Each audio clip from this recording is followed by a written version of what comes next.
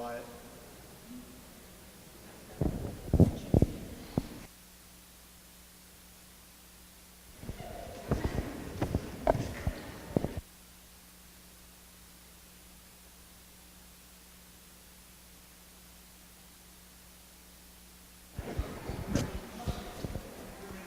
All right. Whoa. Can y'all hear me okay? Can everybody hear me okay? Can you hear me okay? All right. Good evening, folks. Welcome to our third ever Texas 4-H Leadership Live. And for the first time, we have a live audience. Let me hear from the live audience. We have a live audience here in College Station. We have folks all across the state. We actually have people watching tonight from Canada who have chimed in and to participate, so they'll be on with this as well. I got a couple of announcements I'm going to make for those of you that are in the house. First of all, if you can, go ahead and put your phones on mute so that they don't ring and interrupt our speakers as we move here tonight. And then also, what we try to do at these is to make them as fun and interactive as possible. So what we want you to do is, if you're online and you're watching on the Ustream website, on the right-hand side of your screen, there's a place where you can put your question. We want you to ask questions to our speakers. We also want you to be able to tweet them in and use hashtag. For those of you that don't know what that means, that's the number sign. Thank you. Hashtag Leadership Live 4-H all together. So tweet us your questions there. We have council kids over here. They're hard to see, but there they are over there. I also want to thank, before we get too far down the pike, I want to thank Dr. Courtney Dodd. Where is she? Courtney, come up here. Hurry, hurry, hurry. Yes, yeah, come on up here. Hurry. Give Courtney Dodd a nice round of applause. Dr. Dodd, who has organized this.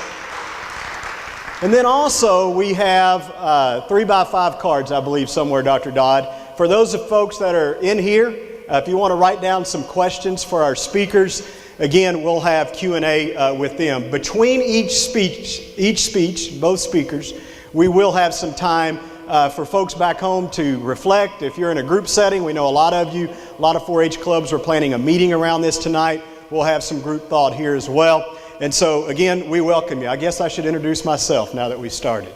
I'm Chris Bowman. I'm the Assistant Director and State Program Leader for the Texas 4-H and Youth Development Program. So thank y'all for being here. And before we talk about our two speakers, it's my honor to introduce them tonight. I always try to have some sort of leadership lesson, and so we'll start there if it's okay. How many of you are in 4-H? If you're in the room, raise your hand. Just making sure you're in the right place. Good, right? Good. And all of you obviously online are a part of the 4-H program in some capacity as well. I got to thinking a lot about what we do, and tonight, obviously, this is about leadership. How many, if you think you're a leader, raise your hand. Yeah, how many of you want to be a better leader? Sure, all of us do, or you wouldn't be here. For those of us obviously joining across the country as well. So I was thinking about this the other day, and we've been writing some about it, and I thought I'd share with you as we get into the holiday season. Everybody's excited about the holiday season and the spirit of the season and so forth. And so I asked our folks to put a Christmas tree up online for me, or a holiday tree, whatever you want to call it. And I want to ask, and you don't have to answer, just answer to yourself. When you look at a Christmas tree, what's the first thing you see? Yeah, most people see the lights. We draw attention to the star at the very top, right? So I want you to think about that for a minute. As you think about what your leadership means to you, what kind of leader you are, I want you to use this analogy with me if you don't mind. I want you to focus on the opposite of the star. And in this particular picture, you can't even see what I want you to focus on. Because what I really want you to focus on is the base of the tree. And as we think about leadership development tonight, that's what I want you to think about. It doesn't matter how big or how pretty the tree is and how many lights are there, what the star looks like. If we don't have a good base at the bottom, then it's going to be hard for us to have that tree. And that base is what tonight's session is all about. When I think about youth leadership and I think about how you can go out and be a better leader, I think about the base of that tree. Because the base of the tree is where the nourishment is. This is where you water it. This is where you feed it. This becomes your character. This defines the person that you are. This is your integrity. The base is where your values are. And you can't be a great leader without great values, without great integrity, and great character. And all that happens at the base. So when you're getting ready to unwrap your presents and you're thinking about the leader that you are, and after everybody's opened everything, everybody take a moment to look at the base of the tree during this holiday season. And remember that that's where your base is as well, from that analogy. And in saying that, I want to connect the dots with one more quick story. A true story, a story that some of the folks that are probably watching have heard me use a time or two over the past few months. And so I'd like to share it with you as we kick us off tonight and think about this analogy of our character, our integrity, our ethics, because those are the kinds of things that people say about you when you're not around. And so I'm going to tell you the story of Hank real quick. Is it okay if I do that? Everybody good with that? All right, so let me tell you the story of Hank real quick. Earlier this summer, we went out to California, both Randy and I. Randy's in the back there, by the way. She's here tonight. But we went out to California to speak at UC Davis at their 4-H roundup. And so after that, we went down to San Francisco. And I want to thank our folks tonight from California 4-H who are online with us. Y'all all say howdy to California on the count of 3. When I say 3, y'all say howdy California. Ready? 1, 2, 3. Howdy California! Good, excellent. So there. And all the other states too that are with us. We drove down to San Francisco to spend a couple of days, and one day we got on a bus to go from Fisherman's Wharf up to Union Square. And so as a part of that trip, when we got on the bus, my wife and I got on the bus and we were standing in the middle aisle. So I want you to kind of visualize standing on a bus in the aisle with seats all around you. Everybody got that picture in your head, I hope. And as we're facing, the bus starts to move, a gentleman on the left, probably in his early 70s, an older gentleman, asked my wife if she's from Boston because she's had a Boston Red Sox jersey on, or shirt on. And she said in her best Texas voice, "No, I'm from Texas," just like that. Like she could do. She's not even paying attention to me back there. But anyway, that's what she said. And so they're talking, and about that time, a gentleman again, I named Hank, who's sitting on my right, yells out at the top of his lungs in the bus, as loud as he can. He yells, "Bryan, Texas," just like that. Bryan, Texas is what he yells. Any Bryan people in the room? Yeah, raise your hand if you're from Bryan. I'm from Bryan. Yeah, that's good. Okay, be proud.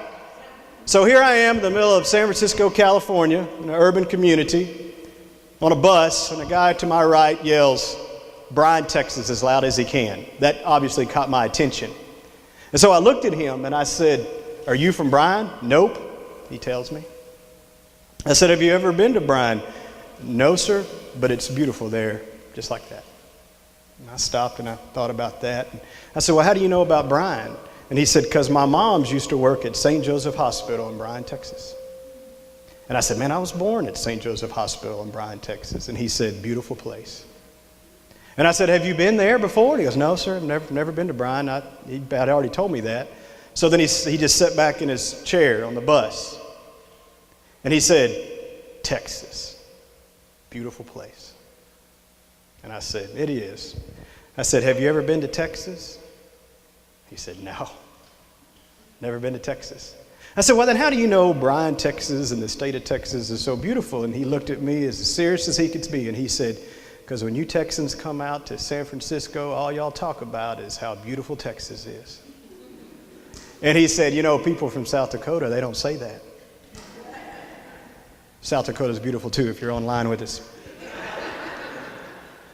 That really made me think. I've thought a lot about that conversation. The people in the office are tired of hearing about that conversation because it really reflected in me. Because it was one of those points that's kind of similar to character and ethics and the base of the tree and things you can't see. And I ask myself, what do people say about us as leaders when nobody's there? See, I know what Hank thinks of Texas when nobody's there. It's just what he knows. He's heard it's beautiful because that's what people say about it. Well, what do they say about you as a leader? What do they say about you when you're not there? See, I think the 4-H and Youth Development Program is the best leadership program in the world for young people. I really do. And I often think about, what do people think about our program when we're not there? What do they think when old Hank's talking about it, or somebody that you've talked to 4-H about, or your leadership experience as well? I hope it's strongly connected to the character and the integrity and the ethics that's found at the base of that Christmas tree. So those are my 2 lessons tonight as you leave here and move forward and think about, from a 4-H standpoint, how do you get better? I ask that you consider those concepts. And it's my privilege to announce our first speaker, a former 4-H'er herself. Her name is Sarah Hamm. She's a former 4-H'er from a small West Texas town in Wellman. That's Terry County 4-H. As y'all know, we always talk about 4-H regarding counties that we're in. Sarah comes to us, she's an Aggie. We're good with that, that's fine, you're fine. Yeah, you can do whoop, that's good, yeah. She, an Aggie, she graduated in 2001. She was the student council president of the College in Ag and Life Sciences at Texas A&M.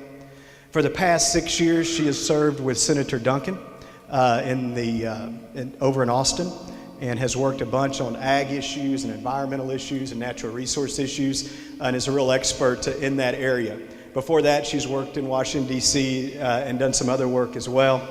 What I'm proud to tell you about Sarah is I've just got to know over the last couple of months. She is our sole finalist for the executive director position for the Texas 4-H Foundation, which is actually why she's in town. She's doing some interviewing for that, and that'll wrap up tomorrow. So I said, well, why don't you come over and speak at our Leadership Live event. Over the past 2 months, I can tell you this about Sarah, and just in terms of, I've gotten to know her very little, just about through this process. One, she's a leader, and I think that's what you'll hear from her tonight. 2, she has a great deal of integrity. 3, she is very driven. And I think you'll hear those attributes about Sarah as I welcome her to the stage. Please join me in doing so. Let's welcome Sarah Hamm to the stage, please.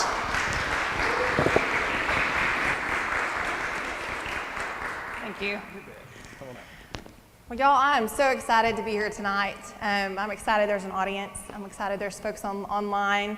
I've told Mom, I didn't give my mom the address, the URL address, because in case it wasn't good. So I'll tell her tomorrow. Am I echoing? Am I good? Okay. I'm a product of the Texas 4-H program, period. My upbringing is the quintessential rural West Texas upbringing. My dad's a 4th generation farmer. My mother has been a school teacher for the past 35 years. I graduated with 18 people in my class in high school. When you give the address to my house that I grew up in, that my parents still live in, or when you don't really, not really the address, when you give directions, you say, turn off the dirt road onto the Cleachy road, onto the other dirt road. So I say that because I want to make sure you understand that I wouldn't have had the opportunities in my life if I had not been in 4-H. And so when I look back and I think back at my 4-H career, I think about the toolbox that it gave me. And this toolbox that I've carried around for the past 18 plus years since my 4-H career. And I think about all the things in my toolbox that 4-H gave me. All the experiences, all the opportunities, all the relationships that I have in that toolbox that I've carried around for the past 18 years post 4-H career. So when I think about my leadership experiences that I've had in my life, and I think about that toolbox that I carry around, I made a little list of all the stories I could talk about, all the leadership experiences I could talk about. I could talk about my career at Texas A&M University. I could talk about my very short-lived career in Washington, D.C. I was actually in D.C. during 9/11, 2001. I can talk about the past 13 years I've been involved in the Texas legislature. I can talk about all the other things that I've done in my professional life and what leadership experiences that those have given me. But that really doesn't sum up what I believe leadership is. What sums up leadership to me, oddly, is what I've learned from my 3-year-old and his soccer team. How many moms do we have in the audience out there? Okay. We all think our kids are the smartest, the most athletic, the best kids there ever were. Well, mine really is. My 3-year-old really is. He's really the most athletic, the smartest 3-year-old there ever was. Very athletic.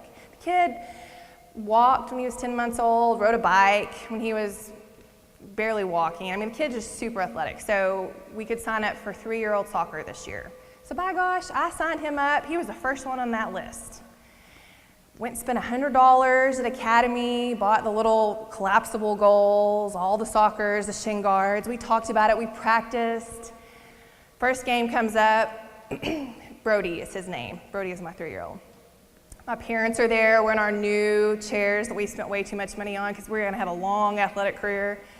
And we are sitting back waiting for the stellar athletic performance from my 3-year-old we are expecting. Y'all, It was a disaster, an absolute 100% disaster. There were tears. There were, Mommy, I need a snack in the middle of the game. Mommy, I need a drink in the middle of the game. Mommy, I need to hold you in the middle of the game. And then we just sat in the middle of the field in the middle of the game. So I kind of had to reevaluate this situation.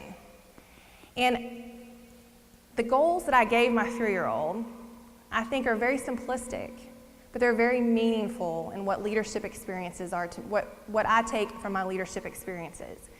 And even though they're very basic, I think they're extremely meaningful, and instead of getting over analytical about what leadership is and what leadership experiences are, I think they're very basic. And here are our 3 roles, our 3 goals that we had in 3-year-old soccer that I think you can apply to your life, and what I think I should remember and apply to my life. Number 1, listen to your coach. Now, obviously, this was for my 3-year-old to listen to his coach, because he had absolutely no desire to listen to Coach Scott talk about which end of the goal to go to. But listen to your coach. And now, in my life now, I don't have a basketball coach like I used to. I don't have an extension agent like I used to, but I have a boss. That's my coach. I have people around me that are smarter than me.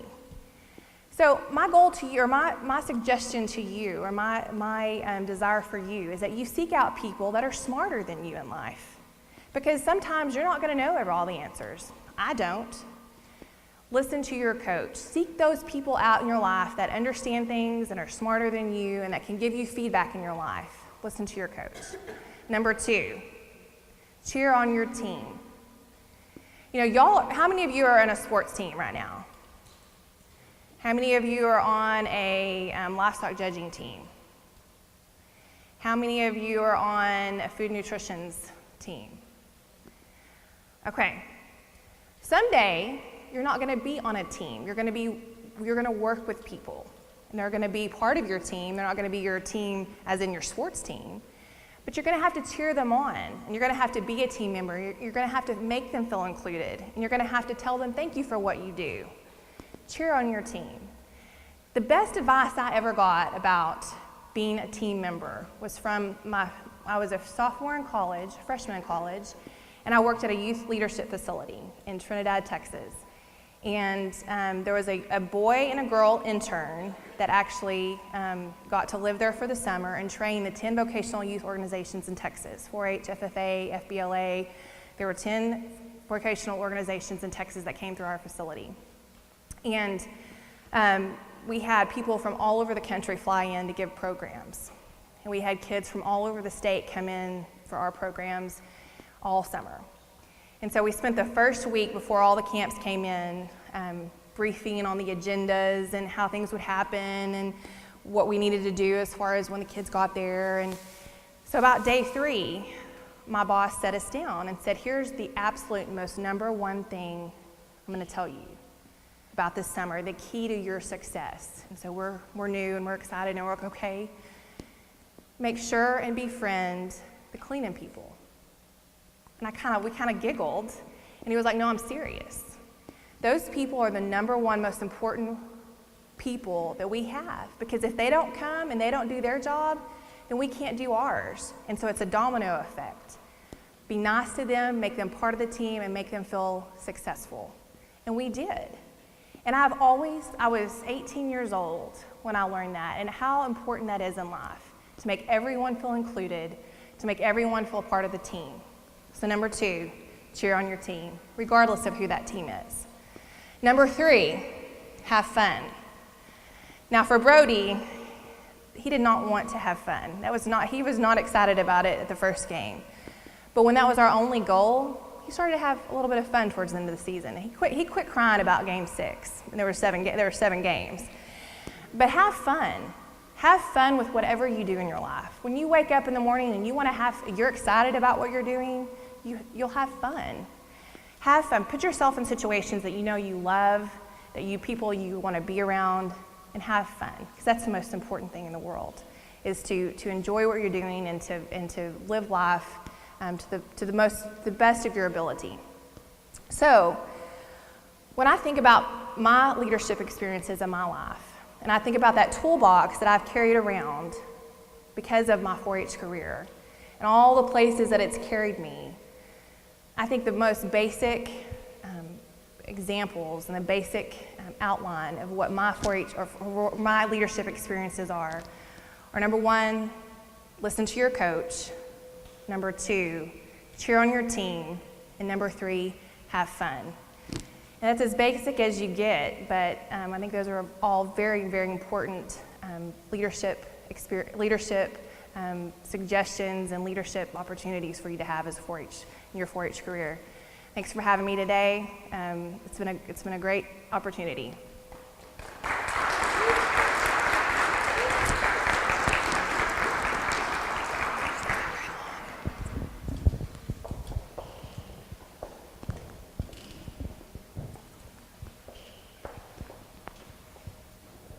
You know, that was a pretty good speech that we heard. Maddie, what was some of your favorite things you gained from that? Well, I really liked how she gave us 3 to-the-point goals for ourselves and related it to real life. What did you like, Colton? I liked how she said that 4-H gives everybody a toolbox, and that's exactly right. Still being a current 4-H'er today, you know, 4-H provides us a toolbox for everybody with different traits that we have, and everybody's toolbox is different. Oh, here she is now. Hello there. How are y'all? Good, how are you? Great. Thank y'all. We have some questions. From Twitter, Caitlin Pagel wants to know how we can encourage others to be leaders. I think the best way to encourage others to be leaders is to be a leader yourself and include everyone. And I think that's the most important thing that we sometimes forget is to include everyone in whatever you're doing. Make them feel a part of the team, make them feel important, like I discussed, to cheer on your team. I think that's the most important aspect. One question that I had sent in, what separates 4-H from other youth organizations when it comes to developing leaders? I think the most important thing is that the fact that we're throughout the state and we have the support system that we have with AgriLife Extension, and I think that's the most important dividing element of the 4-H program is that we have such an amazing network of people that support the youth of our state. I have a question. Out of the 3 goals that you gave, do you have one that you think is the most important? I think the number one is to have fun. I think you have to enjoy what you're doing, and the other 2 fall in place if you're having fun. So, and you know, choose those things you love to do in your life, whether you're in high school or in your college or in your career, in your professional career. Choose things that you enjoy doing and that you have fun going to do every day. Thank you so much for giving us your time tonight and everything, and giving us to share your time, and so thank you very much. Thank y'all. So now we're going to take a break. Thank you.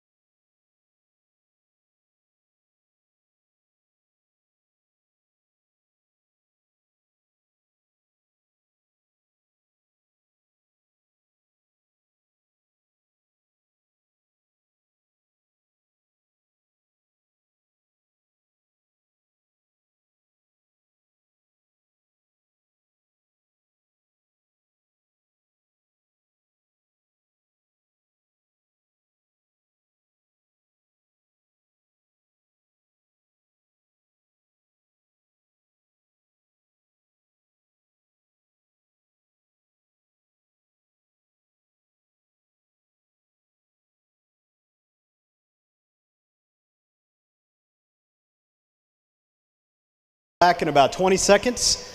So if you want to get your groups back together. By the way, just so everybody knows, we have a huge audience online tonight. It's the most feedback we've ever had on Twitter and the Ustream. So anyway, we've got a big crowd tonight. It's going really well. Thank y'all, obviously, here in person for being here. You're doing great. Give yourselves a hand. For those of you online, wherever you are, give yourselves a hand. You may be watching in the comfort of your own home in your pajamas, for all we know, or could be a big group, whatever the case may be. We appreciate you joining us. With that, we're ready for our second speaker, and I'm very pleased to bring forward our second speaker. I can say this without hesitation, and because his tie says so, he bleeds green.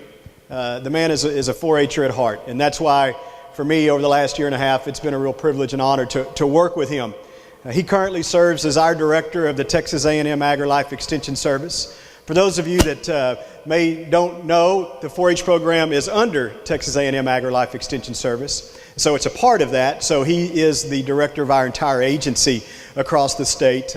He started in Texas as a county extension agent, worked as a specialist, went to Purdue for a while, Colorado State, Montana, and now he's here at Montana as the extension director. And we're extremely privileged to have him back home with us. Again, I ask that you give him a nice round of applause as we welcome a great leader to the stage, Dr. Doug Steele. Come forward, sir. Thank you, Chris. Well, good evening, everybody. Sound check. We okay, Mark? This is going to work for us. Excellent. Great to see you here. How many people woke up this morning and said, I want to be a leader today? One. Way to go. Well, you're a senior in high school. You got to get it down by now, or you're not going to graduate. So that's good. You know, when I started 4-H, being a leader was the last thing on my mind. And in fact, I was in 4-H so I could show livestock and learn how to dance, because there's a lot more girls in 4-H than guys. And I was pretty good at livestock, and my wife would tell you I'm still not a very good dancer, so I got to pick up on that part of it. But what I found out through 4-H is when you have an opportunity to get in front of a group and speak, when you have to give a demonstration, when you have to organize your thoughts, you start getting confidence. And when you start getting confidence, you feel like you can be a leader. But what I found out in my professional career is leadership does not come easy. You've got to work at it every day. And you'll hear philosophy that says leaders are born or leaders are made. I believe that leaders are developed.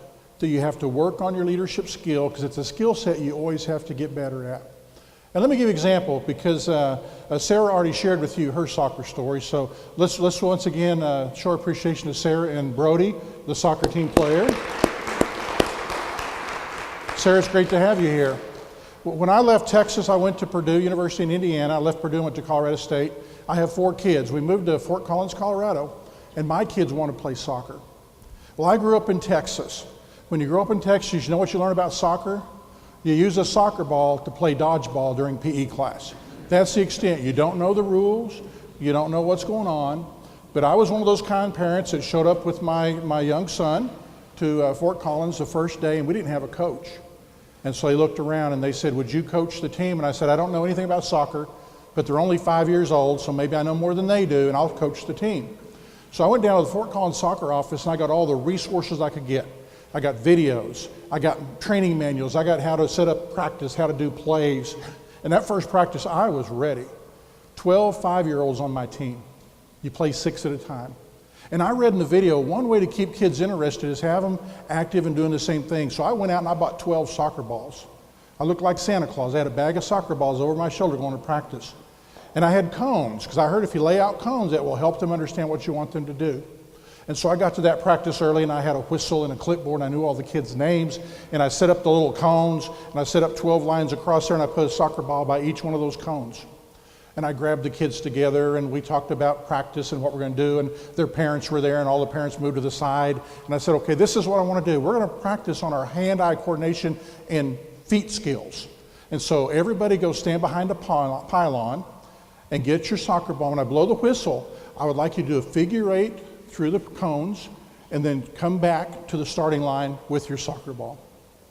Well, I can just say today that I'm very proud that schoolyard had a fence around it. Because when I blew the whistle, I had 12 5-year-olds go 12 different directions, because they were to the fun part, Sarah. They were there to have fun. They didn't care about rules. They wanted to be active. And I found out very quickly, as a leader, you might think you have it all figured out and get there and your plan doesn't work at all. And when I came to college here at Texas A&M, I had an interesting experience in leadership class because I couldn't figure out what kind of leader I was, what kind of leader did I want to be. And I found out at that time, if you look at the books and you're into theory, there were 5 major categories of leadership. One is a democratic leader, and that's the one that wants to get everybody to feel good, get your input, we're going to vote on everything. And that's a good leadership style because you include a lot of people. It's not a good leadership style if you have to make a fast decision and keep the group moving. I found about autocratic leadership. And autocratic is a nice way to say a dictator. An autocratic leader does not ask for input. They make a decision, they inform you what the decision is, and then they expect you to get behind it. I found out about a laissez-faire leader. And a laissez-faire leader is one that does not give you any direction, does not tell you what they're thinking. They lay back and just kind of hope that it happens. And a laissez-faire leadership sometimes is good, but the bad thing about that is nothing will ever happen because nobody wants to make a decision. I found about leaders that were in a position of power. It's called a power leadership because I'm your boss, I control your budget, and therefore I have a position of power over you. You will do what I say as a leader. And that's not very effective because it's always leadership by intimidation. And the last kind of leader is called a reverent leader. And a reverent leader is named after a reverend, your pastor, somebody you respect. It's an authority in your life who you think is going to give you good advice. And reverent leaders are very good and people like that, but sometimes the reverent leader may not be an expert in what they're trying to provide leadership for. And so I struggle with that. How do I find out what kind of leader I am? How do I find out what kind of leadership style is most appropriate?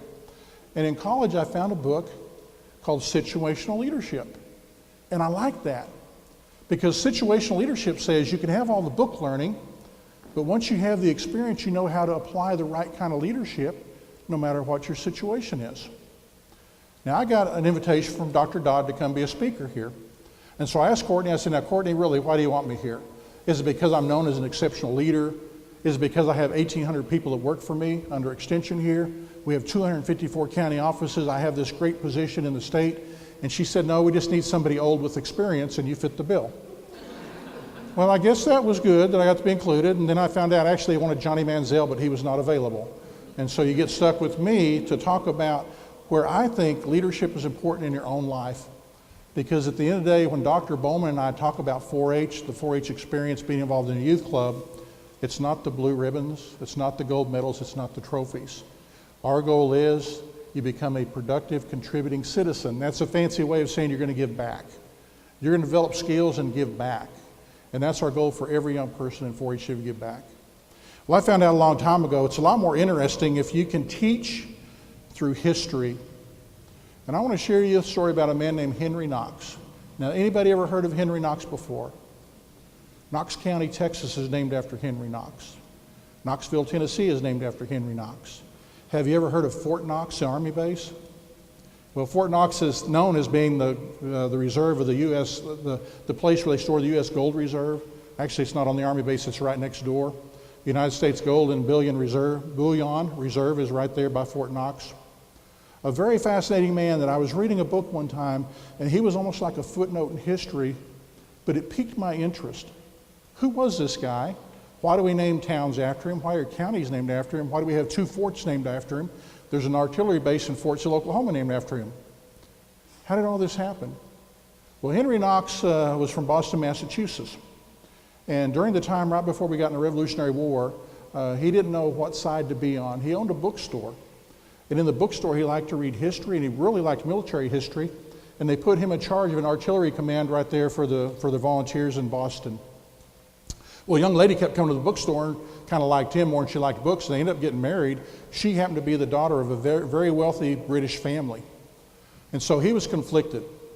He didn't like serving under British rule, but he just married into a family, and that was their life was all about British rule. And you might have heard of the Boston Massacre, and that's the first time in history when Henry Knox really becomes a unique figure in the founding of our country. Because he was on the streets the day the Boston Massacre took place. And what happened is a British soldier that was a sentry was surrounded by loyalists for the American cause. And they started talking to him kind of rough. Then they started throwing rocks at him, saying, get out of our country, go back home. And 6 other British soldiers came to his defense. And in the midst of all this kind of riot taking place, without an order being given, all 7 soldiers shot into the crowd, killing 6 civilians and wounding 3 others. That's known as the Boston Massacre. What's not known is that those 7 soldiers went to trial. So we have British soldiers on trial for killing American people. And Henry Knox, even though he was for the Continental and wanted freedom from Britain, he said, you know what, I have to do the right thing. And he testified at the trial of all those soldiers, and he said, you know what, they did not start this. They didn't start the riot, they reacted as a bad situation, and 5 out of the 7 British soldiers were acquitted of that trial. And so I want to share with you 4 principles in leadership. The first principle is this: sometimes as a leader, you have to go against popular opinion to do the right thing. And I'm going to share with you 4 principles of leadership you will probably never hear before. You've never seen them in a book, because it's what I've learned growing up, is that it's not always fun to be a leader when you have to make a stand for what is right, when you have to go against popular opinion. But that will set you apart from any other leader out there. You have to stand up for what is right. Well, through this ordeal, Henry Knox kind of gained a reputation of General George Washington. And in fact, General George Washington went to see him. He said, I would like to make you our chief artillery officer for the Revolutionary War. The only problem is we didn't have any cannons. We didn't have any artillery. We had nothing. And Boston was under siege at that time, and Henry Knox thought this through. He said, what am I going to do? And then he remembered there were 2 forts up in upstate New York, Fort Ticonderoga and Crown Point, that had British artillery that was left there when we captured the fort. The only problem is that was 300 miles away from Boston. And so he took the men he could find. He went 300 miles up there. He got oxes and made carts. And in December of 1775, he brought 60 tons of artillery.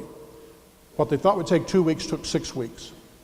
They kept getting over frozen rivers, and the artillery would go into the water and they have to bring it up and bring it back. In that whole trip, they didn't lose a single piece of artillery. And they fortified their stance around Boston. They ended the Boston siege, and it gave the Continental Army a chance to regroup, to go on the offensive in 1776. And so the second thing of leadership I'd like to tell you is sometimes as a leader, you don't have all the resources you want. But I often say in my job, I would rather go to work in the morning and think about the opportunities in front of me than the challenges that lay before me. And so what Henry Knox did is he knew 300 miles away is exactly what he needed. He knew it wasn't the most ideal situation, but as a leader, he took the resources he needed to bring that back that changed the war. He arrived in Boston on January 24, 1776. And 1776 was a pivotal point in the time of the war. In fact, somebody called it the noble train of artillery, and they said if that wouldn't happen, we would have not have won that war. We would never have the armament that we needed to do that. And so sometimes you may not have the resources. Look for opportunities as a leader and make that happen. Well, because of that experience, when the war ended, George Washington said, I'd like you to be my Secretary of War. And it's kind of interesting because there's no war, so what do you be Secretary of? Well, he started training men, made a formal military, trained the batteries to run the cannons. He really had a vision. And as part of Secretary of War, he was in charge of the tribal people, the Native Americans, the Indians. And he went across the countryside and he looked at the Native Americans and he looked at their lifestyle and what they did. And he came back and he reported to Congress this. He said, you know what? These are sovereign people. We should not take their land. If we take their land, it needs to be fairly done and they compensated for that. And in fact, this is so critical, the United States government needs to take authorization to work with the Indian tribes, not individual states. Well, it didn't take long to find out that what Henry Knox proposed did not happen. The government decided to treat Native Americans differently. We took their lands, we moved their people, and we did not have any regard for them as humans. My third point to be an effective leader, you have to respect those that are different than you. You have to have empathy. And I love the word empathy because it does not mean pity. Empathy means you have compassion to others. It's so critical. And in fact, let me ask you a question. Who in the room knows where the famous quote, with much power comes much responsibility? Do you know where that came from? It was not Uncle Ben and Spider-Man, even though Uncle Ben made it popular. You know, some people say it's Jesus that said originally in the New Testament, too much is given, much is expected. Other people say Franklin Delano Roosevelt was the first one during World War II to actually say, if you have much power, you have much responsibility. It's also been credited to Winston Churchill. But if you go back far enough in history, it's actually a French philosopher and novelist named Voltaire. And Voltaire looked around him and he saw the hierarchy in France had no respect for the people in France. And if you look at French history, they eventually got overthrown because they didn't respect the people that had no power. And so I believe as a leader, with much power comes much responsibility. You've got to be concerned about those that are less fortunate or not in a power to have control or authority over somebody else. And Voltaire also said, no man is an island among themselves. And so what he's saying is, as a society, we can't park ourselves on an island and hope good things will happen. We have to have leaders come forward that will do good things. And my fourth point that I'd like to share with you about leadership really came home to me very personally, and I've come to know this over my career in Extension and an opportunity to be an administrator or director, and is this: you cannot be an effective leader unless you're willing to serve others. It's the whole concept of servant leadership. You should never ask anybody to do something you're not willing to do yourself. You should never put yourself on such a pedestal that grabbing a broom and sweeping the floor, that helping somebody out, that opening an umbrella for somebody, that's as important as any leadership decision you'll make. When I first went to Colorado, we had the Colorado State Fair, and it's a big deal in Colorado. It's a big deal in 4-H. We actually own 2 dormitories, a cafeteria, and 2 exhibit halls. And the morning of the State 4-H Horse Show, we had a huge downpour going on. And so that morning I put on my jeans and I got a broom and I went out there and I started sweeping out puddles like I thought any good leader would do. And somebody came from the fair management on a golf cart and rode up to me and said, Dr. Steele, this is not what your position does. And I said, Ron, this is exactly what my position does. You step forward and you help others because it's so critical. It really goes without saying that there's a saying that says, people don't care how much you know until they know how much you care. And that is so critical in leadership. People aren't going to fall in line and follow you unless they believe in who you are and where you're going to lead them. And so I encourage you, when you think about your leadership skills, think about your position, think about places where you serve others, that you never forget that with great power comes much responsibility. I hope you take that responsibility seriously, because I will promise you'll wake up someday and look back on your career and say, I feel good about what I did because I provided good leadership, but more importantly, because I served others. Thank you.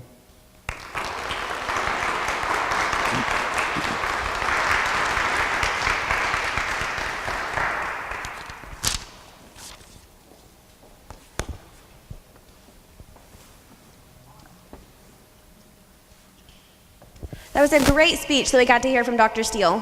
Colton, what was your favorite part? One thing that I really liked is that sometimes when you're leaders, you think you have it figured out, but your plans fall through, and that's exactly right. Every time you go to a stock show, judging event, everything, your plans are going to fall through at one point in time. What was one thing you enjoyed? I really enjoyed his outlook on the 4 principles of leadership, and we always have to remember to stand up for what we believe in and respect those around us. Surprise! Okay, Did you know it Dr. was Steele. me? We didn't. We have a couple questions we'd like to ask you. You bet.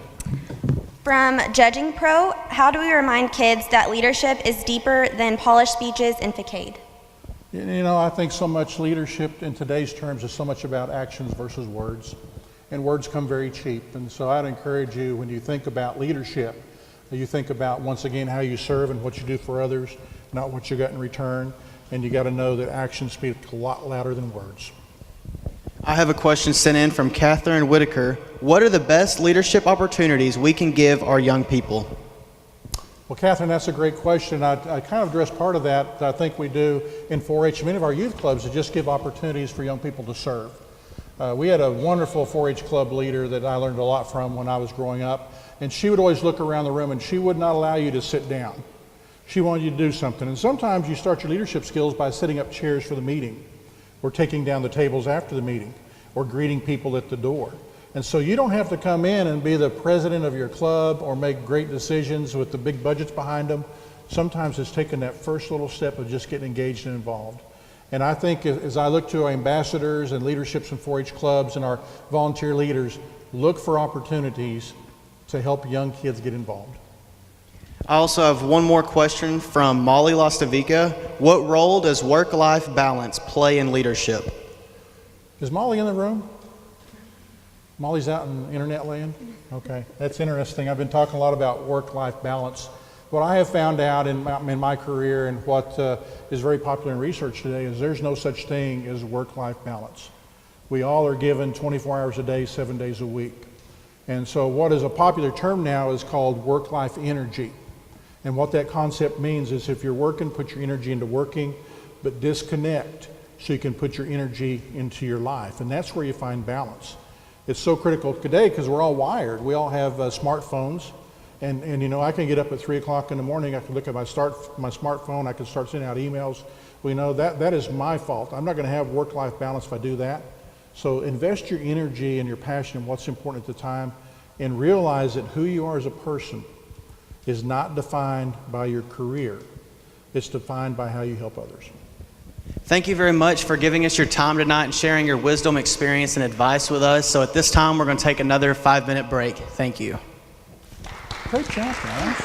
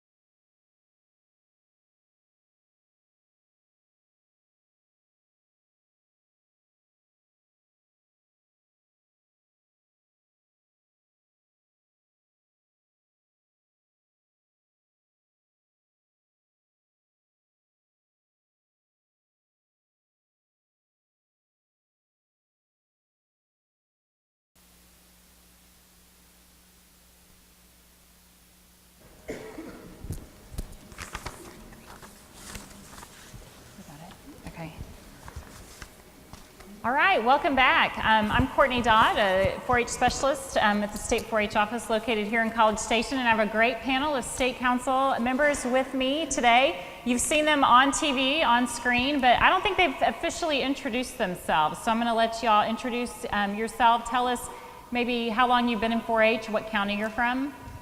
I'm Madison Holder. I'm from Johnson County, and this is my 10th year in 4-H. Colton Bison, serving as your council president this year, been in 4-H for 9 years. I'm Maddie Lostavica. I'm from Gillespie County, and I have been in 4-H for 12 years. All right, Maddie, just go ahead and hang on to the microphone there, and I'll go ahead and toss the first question to you, and then we can pass it around if that's okay. So one of the questions that I had for y'all tonight is, what do you consider to be the most valuable leadership quality you've gained from your participation in the 4-H and Youth Development Program? That's a good question. Before I joined 4-H, I kind of viewed leadership as always being up in the front and guiding others, but 4-H has really taught me that sometimes you have to lead from behind, and there are appropriate times when you have to step back and be a follower, and that's something that I don't think I could have learned through any other organization besides 4-H. Colton, you want to share yours? The most important thing that I've gained is the communication skills on and off the stage, learning to communicate with all types of people in all different types of circumstances. You know, whenever I was first started out in 4-H, I was always really shy, and I kind of sat at the back of the room. And I think learning how to kind of get out of your shell and speak to others, meeting new friends, and building relationships is a very important way to become a leader. Great, those are great. And Madison, since you have the microphone, we'll go ahead and ask a question that we got from our audience here, our live audience. And the question is, how do you be a leader in tough times? Do you have any advice on that? You know, if you kind of see some kids who maybe aren't following, or, you know, they're not really being active, you have to reach out to them. Stay enthusiastic, learn how to incorporate everyone into whatever you're doing, and you have to make everybody feel included. Great, good. Okay, well, let's go on to the next question. And the question is, what was your favorite advice on leadership that was shared by our speakers tonight? And before you answer, I'm going to say mine too. I had one from Dr. Steele that said, be willing to serve others. And y'all might have that answer too. And it's okay if we have the same. And from Sarah, it was cheer on your team. And so I know that leadership can be hard to teach too. And so those were some of my favorites. So do you mind sharing yours? From Sarah, I think you always have to have fun with what you're doing. If you're not having fun, then people are going to see that. So you have to be engaged in whatever you're doing and having a good time. From Dr. Steele, I really liked how he pointed out to respect those that are different. 4-H is about being open to everyone and including everyone in all those activities. So you really have to learn how to make sure everybody is being facilitated too. What I gained from Sarah's was everybody has a toolbox, and everybody's toolbox is different, and that's what 4-H gives us, you know, these different skills and different, you know, positive things that we can gain from it to help us in our lives and our careers in the future. One thing that I gained from Dr. Steele was, with great power comes great responsibility. You can't misuse, you know, the office position you've gotten, or, you know, the office position that you will get, you know, for your own personal benefit. You're in that position to help the entire organization. Good answer, Colton. From Sarah, I really enjoyed all 3 of her goals. And when I talked to her afterward, all 3 of them hit home with me. And from Dr. Steele, I really liked how he said, no matter how much power you obtain, you should never stop serving others. And so, Maddie, based upon what you learned tonight, how will you apply what you've learned when you go back home in your 4-H experiences? How will you apply that? You know, you can go back home and you can talk all you want, but I think to really apply what I've learned, I will turn what I've learned into action. Okay, good. Colton, I have a different question for you. It's one from our live audience here tonight, and the question is, how does a leader actually lead people who don't want to follow? Whenever you're trying to lead people that don't want to follow, you're going to have to kind of take in their consideration on the subject matter that you're trying to do, but also know that they need to understand that they elected you into the position, and they need to trust and accept that your choice of the situation is going to be for the benefit of everybody, not himself. Okay, good.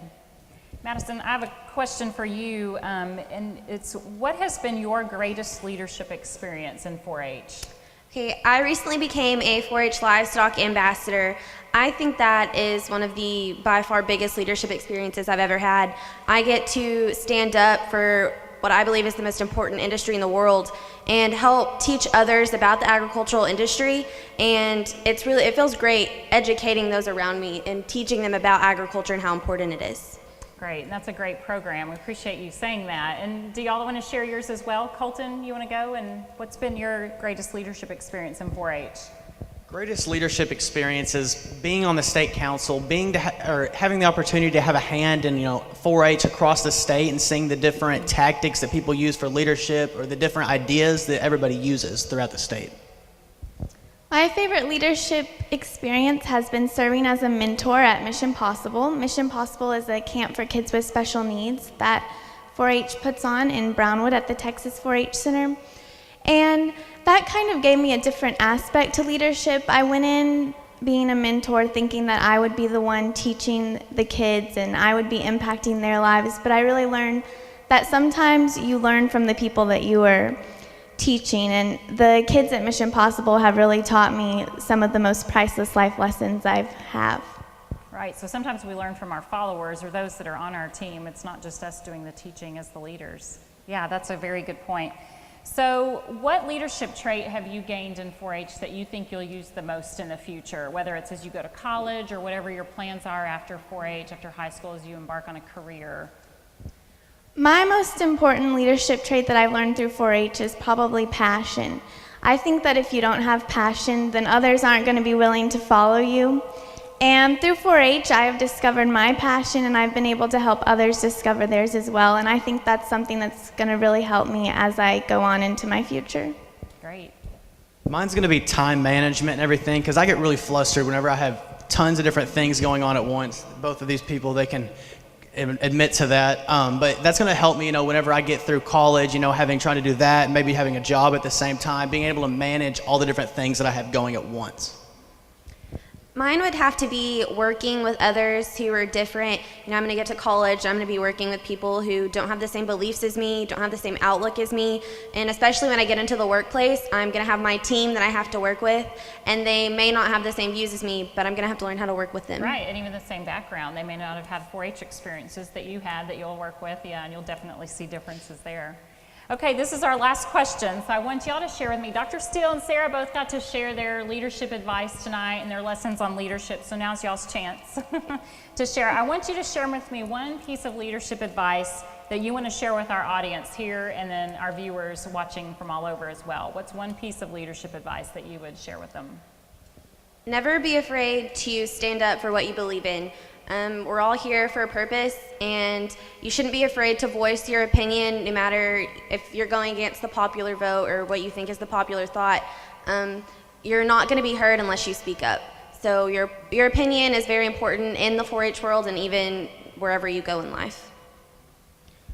Mine's going to be take every opportunity you get in 4-H and outside of every 4-H, because if you take an opportunity, you're going to regret it more if you don't take that opportunity. And the more opportunities you take or give yourself, that's the further you're going to be able to reach success. As I mentioned kind of before, I would say to find your passion. Find that thing that you really enjoy in life and that thing that you're good at, your niche, and take that and use that to drive your leadership and to drive everything that you do. Because if you're not passionate about what you're doing, then you're not going to be happy in life. Very good, yes, all great points. And so we thank y'all for being here tonight. Appreciate you facilitating some of the conversation with our speakers and serving on our panel. And as we wrap up, I just want to say thank you to our live audience. Woohoo, can y'all cheer one more time? Yeah.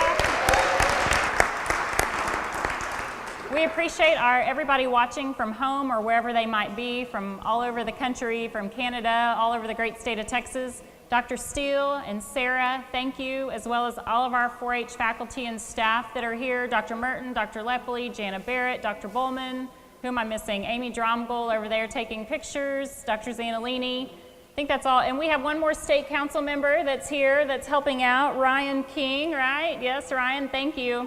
So thank y'all so much. Have a great evening, and we'll see y'all next time.